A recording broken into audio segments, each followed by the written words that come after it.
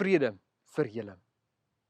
Met die woorde groet Christus sy disippels direk na sy opstanding in die dood. Vrede vir julle. Dit is natuurlik die tradisionele wyse waarop Jode in die tyd van die Bybel mekaar gegroet het. Maar ek glo vriende, daar sit iets dieper, iets meer agter Christus se woorde. Ons moet onthou, die disippels het voor Christus se kruisiging hom geheel en al in die steek gelaat. Judas het Christus verraai vir 30 silwer muntstukke. Petrus het Christus 3 maal verloon, gesê ek ken hom nie. Van die res van die disippels weet ons nie eens nie. Hulle het weggehardloop, gaan wegkruip vir die Romeinse soldate.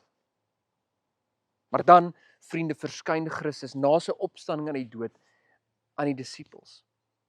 Nie om hulle te bestraf of te veroordeel vir hulle sondes nie.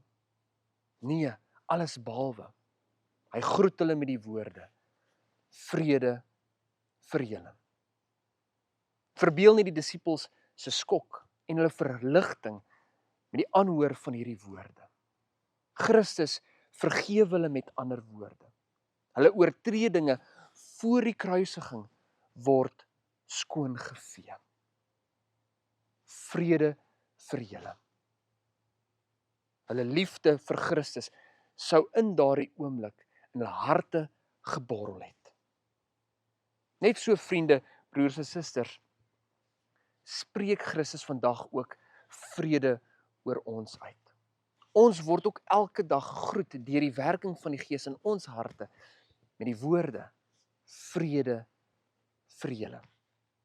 Daar is nou vrede tussen ons en Christus. Daar is nou vrede tussen ons en ons hemelse Vader.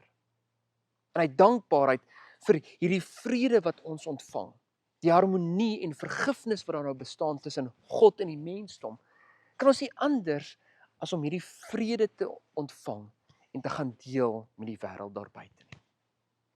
Die wêreld word gekenmerk deur geweld en misdaad. Daar is as ware onvrede in elke huishouding, in elke dorp en in elke land. Dit is ons taak as kerk, as disippels en volgelinge van God, om vrede te gaan deel met die wêreld. Ons moet vrede spreek en ons moet vrede uitbeeld in die wyse wat ons optree.